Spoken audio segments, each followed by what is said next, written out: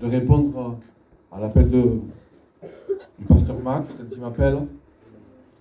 C'est une joie et un empressement de venir apporter la parole de Dieu. Roby, tu pries pour moi? Gloire à Dieu. J'ai aimé ce qu'il a dit dans la prière. C'est Dieu qui peut quelque chose ce soir. Amen. C'est pas moi. Je suis un homme comme tous les autres frères. Mais lui, il est Dieu. Alléluia. Amen. Et moi, je crois que ce soir, il est parmi nous. Et que j'ai pas le droit, moi, en tant que jeune prédicateur, de prêcher ce que moi j'ai envie. Amen. D'être un tyran derrière un pupitre. De dire ne fais pas ceci, ne fais pas cela. Ou avoir un évangile qui écrase, qui engloutit les chrétiens jusqu'à un point qu'ils n'arrivent pas à se relever. Mais je veux prêcher selon ce que Dieu met dans mon cœur. Et Jésus est celui qui relève. Jésus est celui qui fortifie. Jésus est celui qui donne des nouvelles forces. Quand on n'en peut plus, quand on est découragé, quand on est dans l'abattement, le Seigneur tend la main. Alléluia. Amen. Il t'aime, Jésus. Et c'est parce qu'il nous a tant aimés à chacun d'entre nous que ce soir, je vais pouvoir apporter le conseil de la parole de Dieu. Alléluia. Alors, je voudrais vous parler de quelqu'un. Vous savez, on peut être un homme de Dieu, on peut être une femme de Dieu, extraordinaire, et devant certaines situations, prendre la fuite.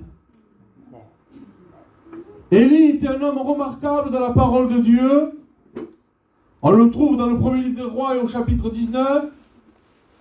Élie est un homme remarquable dans la parole de Dieu. Élie, c'est celui qui a tué les 450 faux prophètes de Baal. Élie, c'est celui qui a fait tomber la pluie du ciel quand la pluie ne tombait pas. Élie était un prophète, comme j'ai dit, par excellence. Mais quand je prends le chapitre 19 du premier livre des rois, je vois une chose au verset 2 apparaître qui aujourd'hui touche nos églises, touche nos sœurs, touche nos frères, touche les prédicateurs, et l'ennemi se régale de faire un ravage et de décourager et d'anéantir et d'abattre, s'il le pourrait, le peuple de Dieu. Mais ce soir, nous allons trouver la victoire en Jésus-Christ. Alléluia. Amen. Je lis le verset 2. Jézabel envoya un messager à Élie pour lui dire que les dieux me traitent dans toute leur rigueur si demain à cette heure, je ne fais de ta vie ce que tu as fait de la vie de chacun d'eux. Élie, voyant cela, se leva et s'en alla pour sauver sa vie. Élie qui a fait tuer ces 450 prophètes. Élie qui était un homme extraordinaire de Dieu. Par les menaces d'une simple femme nommée Jézabel, Élie va prendre la fuite pour sauver sa vie. Alors ce soir, je ne vais pas imaginer Jézabel à une femme, quoique ça pourrait être, mais je voudrais imaginer Jézabel à ton problème, à ta situation. Quelle est la Jézabel qui te fait fuir la volonté de Dieu? Quelle est la Jézabel qui est en train de te mettre KO? Quelle est la Jézabel qui est en train de te décourager, de t'affaiblir dans ta vie spirituelle? Au nom de Jésus, ce soir, il va falloir que cette Jézabel soit détruite. Alléluia. Il prend la fuite au verset 3 pour sauver sa vie, et au verset 5, il s'endort.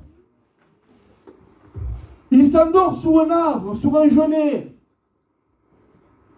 Il est endormi, là, Élie. Il a pris la fuite, il est sur un chemin qui l'éloigne de la volonté de Dieu, et il s'endort. Et là, la parole de Dieu nous dit qu'un ange, pour la première fois, vient toucher Élie, le réveille, lui dit: mange, car le chemin que tu dois faire est long. Frères et sœurs, pour retrouver le bon chemin, il va falloir écouter le conseil ce soir. Amen. De manger la parole de Dieu. Amen. Le chemin qui nous amène, ce petit chemin rocailleux qui nous amène vers le ciel, peut vous sembler long.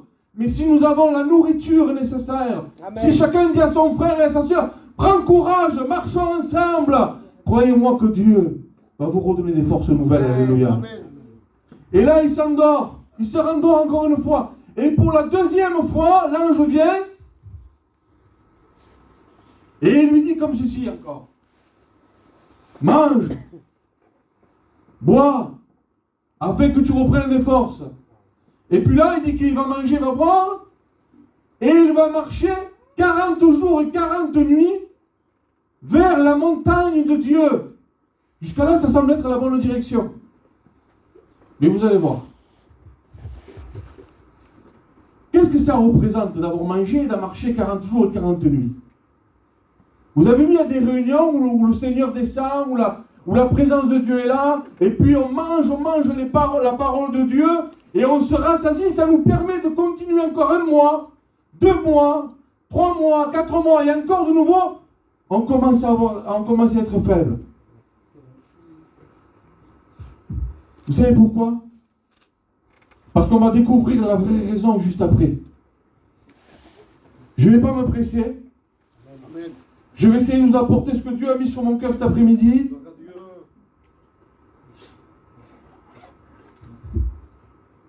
Il se lève, il mange, j'ai dit, il marche 40 jours et 40 nuits. Il trouve refuge au verset 9. Vous pouvez voir au verset 9. Il trouve refuge dans une caverne. Est-ce que vous croyez que c'est la bonne direction? Parce que Dieu va lui dire quelque chose. Il va lui dire, Élie, que fais-tu ici? Et moi, j'aimerais te dire à toi, de la part de Dieu, dans le problème qui t'a peut-être découragé, dans ce qui t'amène à être loin de Dieu, que fais-tu ici? Élie n'était pas à la place que Dieu voulait. Élie avait fui. Élie se trouvait dans une caverne. Je bénis le Seigneur parce que Max a dit tout à l'heure, je regardais la prison et je disais dans mon cœur qu'il était bon d'être à la réunion. La caverne en question, celle qui t'a fait fuir, celle dans laquelle tu t'es réfugié, celle dans laquelle où tu as peur, où tu es peut-être dans l'angoisse, dans le découragement, dans l'abattement, est en train de te détruire. C'est pourquoi? Parce que la caverne où tu t'es réfugié, elle ne vient pas de Dieu. Et Dieu est en train de te dire, que fais-tu ici? Et puis là, il dit qu'il y entend. La Bible dit que un tonnerre se fait entendre. Dieu n'était pas là. Les montagnes vont trembler. Dieu n'était pas là. Mais dans un murmure doux et léger, Élie va reconnaître la voix de Dieu. Amen. Amen. Et puis le Seigneur lui dit encore, Élie, que fais-tu ici? En quelque sorte, Élie, qu'est-ce que tu fais dans cet état? Qu'est-ce que tu fais caché dans la caverne? Élie, sors de la caverne. Et moi j'aimerais te dire à toi, sors de ton état, alléluia. Amen. Vous savez pourquoi? Et en plus il lui dit, regarde, hein, regarde bien, c'est pour toi ça. J'ai dit, je ne peux pas dire ça, Seigneur. Mais quand je lis la parole de Dieu, je suis obligé de mettre les points, comme on dit, sur les i. Élie, va, Élie, par le chemin du désert. Il faut qu'il remonte là où il aurait dû être, mais par le chemin du désert.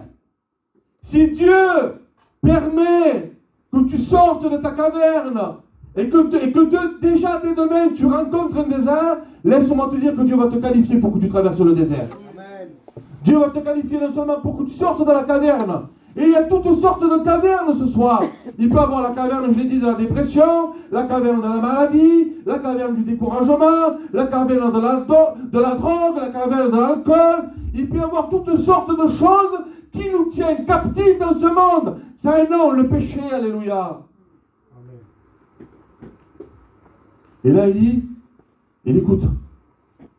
Il sort, il remonte par le chemin du désert. Écoutez, vous pouvez être un frère en bonne santé, une sœur remplie de Dieu. Mais croyez-moi, avec le peu d'expérience que j'ai, je sais que le diable vient, il tape à la porte, et il veut décourager, il veut freiner l'œuvre de Dieu. Il veut freiner l'œuvre de Dieu. Et un homme un jour faisait une conférence évangélique, ils appellent ça comme ça, eux. C'est Reinhard Bonnke. Et puis il faisait un enseignement au pasteur qui était devant lui. Et il disait, quand le diable, frère, il dit, vient taper à votre porte, qu'est-ce que vous faites? Et puis l'un s'est levé, il dit, frère Bonnke, mais moi je jeûne, je prie et je le chasse. Reinhard Bonnke dit, d'accord. Toi, frère, qu'est-ce que tu disais? Eh bien moi, il dit, je prends la parole de Dieu, je me mets en communion avec le Seigneur, je prie et je le chasse. Et puis là, dans l'assemblée, il y avait à peu près 2000 personnes. Une petite fille arrive en courant, elle se met devant l'estrade. Monsieur Bonnke, monsieur le pasteur, monsieur Bonnke, monsieur le pasteur, j'ai une réponse. Et tout le monde, arrête, arrête, il disait à la petite. Arrête, arrête, dis rien. Et Reinhard Bonnke, lui, sensible à l'esprit, il dit, attendez, on va la faire monter, je vais voir, je veux la réponse de cette jeune fille. Il lui donne le micro, et il dit, mais moi c'est simple. Quand le diable vient frapper à ma porte pour décourager, je dis à Jésus d'aller répondre. Alléluia! Ce soir, il faut que tu envoies Jésus répondre à tes problèmes. C'est lui qui a payé à la croix. C'est lui qui a coulé son sang. C'est lui qui a tendu ses mains. C'est pas moi, c'est pas Max, avec le respect que je dois à David aussi. C'est Jésus qui a payé pour toi. Amen. Et ce soir, il veut te sortir de ton état. Amen. Il veut te sortir de ta caverne. Il y a peut-être des gens qui te découragent autour de toi pour que tu restes dans ta caverne, que tu ne fasses pas la volonté de Dieu. Et j'ai lu un texte cet après-midi qui m'a fait du bien. Je voudrais vous le lire. C'est dans le livre de Néhémie. Et de Néhémie au chapitre 4. C'est ma mémoire est bonne. Dans le chapitre 6 et verset 9. Il dit, regardez ce qu'il dit. Tous ces gens voulaient nous effrayer. Et il disait, ils perdront courage. Et l'œuvre ne se fera pas. Parce que le diable veut vous décourager afin que l'œuvre ne se fasse pas. Et des fois, il use de personnes pour venir troubler, pour venir essayer de vous freiner dans votre vie spirituelle. Mais Néhémie a une bonne réaction. Néhémie va dire comme ça, maintenant Dieu, fortifie-moi. Et tu as besoin, toi, de retrouver des forces nouvelles. Tu as besoin d'être fortifié ce soir. Tu as besoin de dire à Dieu, toi, ce soir, Seigneur, fortifie-moi. Sors-moi de ma caverne. Sors-moi de mon état. Il t'aime, Jésus, il va te sortir de ton état. Mais est-ce que toi, tu veux que Dieu te sorte de ton état? Est-ce que tu es bien dans la caverne où tu te trouves? Je sais pas, moi, je ne vais pas y mettre de langue. Hein. Lui, c'était Jézabel qui l'avait fait fuir. Toi, c'est qui? C'est qui est en train de te freiner? C'est qui est en train qui ne veut pas que l'œuvre se fasse? C'est qui veut te décourager? Au nom de Jésus ce soir. Et la même réaction que Néhémie. Il demande à Dieu de te fortifier dans ta marche. Amen. Tu as besoin de te fortifier, non pas à coup de allez, on y va parce que des fois c'est dur. Des fois c'est dur, moi je le disais aux frères, je faisais le culte dimanche matin, et j'ai pris un thème qui m'a fortement réjoui à moi premièrement. C'était sur les 12 compagnons de l'apôtre Saint Paul qui formaient une équipe extraordinaire. Et pourtant dans cette équipe il y avait des sans-mêlés, il y avait des infirmes, il y avait des gens qui étaient malades, il y avait des repris de justice, il y avait des esclaves en fuite, il y avait même un docteur. Mais le principal, c'est que tous ces gens comme nous avaient été rachetés de Jésus-Christ. Et nous sommes les rachetés de Christ. Nous sommes les enfants de Dieu. Et ce soir, moi je crois que tu as besoin de crier à Dieu, de dire Seigneur, fortifie-moi. Donne-moi ce zèle, ce courage encore pour continuer à marcher. Vous savez pourquoi les frères? Ça vaut le coup. Ça vaut le coup. Si ça ne vaudrait pas le coup, je n'aurais pas dit. Mais quand je sais ce qui nous attend, on va revoir ceux qui nous ont devancés. Que là où on va, il n'y aura point de maladie. Il n'y aura plus de grincement dedans. Il n'y aura plus comme cet après-midi, avec le respect que je vois à chacun, des enterrements, mais nous serons dans la joie. Amen. Dans la joie de notre Maître. Alléluia. Alors ce soir, tu es peut-être comme Élie. C'est arrivé à Élie. C'est arrivé à d'autres hommes de Dieu. C'est arrivé à des gens extraordinaires. Mais Dieu, ce soir, de la même façon qu'il a relevé Élie, qu'il a envoyé Élie pour une mission spéciale, Élie s'est relevé. Il est rentré dans Jérusalem. Et quand il est arrivé, il y avait Élisée là. Il a pris son manteau, lui, il l'a jeté au pied d'Élisée. Il a dit, Élisée, en quelque sorte, maintenant, c'est toi qui vas prendre la relève. Et on a besoin de travailler ensemble. Moi, quand j'ai vu la jeunesse monter chanter ce soir, mon cœur était réjoui. Parce que j'ai dit, Seigneur, si tu tardes, la jeunesse est là pour prendre la relève, alléluia, et pour aller proclamer l'évangile. Est-ce que vous croyez que Jésus est là ce soir? Amen. Est-ce que vous croyez que Jésus peut vous fortifier ce soir? Amen. Écoutez, il n'y a pas de honte. Quand j'ai dit ce texte cet après-midi, Marc, je me suis mis à pleurer. C'est ce que j'ai dit. J'ai dit, Seigneur, fortifie-moi, j'ai une caverne. Et Dieu me dit, ah bon, t'as une caverne? Moi, je disais, ah bon, Steve, t'as une caverne, t'es sûr? Parce que l'ennemi venait. Et il me disait, t'es sûr que t'as une caverne? Moi, sans orgueil, j'ai dit oui. J'ai une caverne, Seigneur. Mes enfants, des fois, sont une caverne pour moi. Me découragent, me font pleurer. Quand je les vois agir et que je vois l'ennemi s'agiter d'eux, les prendre, faire ce qu'il veut avec eux, ça me fait du mal. Et je dis, Seigneur, et cette caverne qui me décourage, qui me dit, va pas prêcher ce soir, reste à la maison, ne prie plus, arrête. Seigneur, je veux sortir de la caverne. Je vous promets que le Seigneur m'a fortifié. Amen. Et je disais aux frères hier, j'ai 3 années discales, des fois je peux pas, j'ai du mal à marcher, mais ce soir, s'il aurait fallu que je vienne avec une canne, vous dire que Dieu peut vous fortifier, je serais venu avec une canne et je vous aurais dit, Jésus béni, Jésus sauve, quand il n'y a plus d'espoir, quand on se trouve au pied du mur, quand on dit Seigneur, je ne peux plus rien faire, quand on se trouve dans un hôpital, quand on se trouve dans une prison, quand on se trouve face au plus grand des problèmes et qu'on dit c'est fini, je ne vais pas en sortir. Il faut lever les yeux et espérer dans la bénédiction de Dieu. Amen. Il est celui qui est béni ce soir. Amen. Il est celui qui restaure ce soir. Alléluia. Il est celui qui se relève.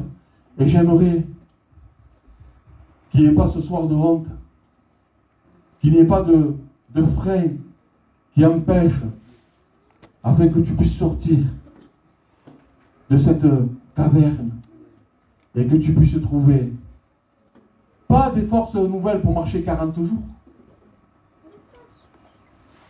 mais que tu sois revêtu de toute la puissance de Dieu. Amen. Pour marcher jusqu'à la fin, en se tenant chacun les uns des autres, main par la main, et disant à son frère, prends courage, Jésus revient.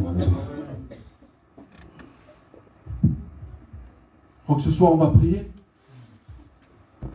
J'aimerais qu'on courbe nos fronts.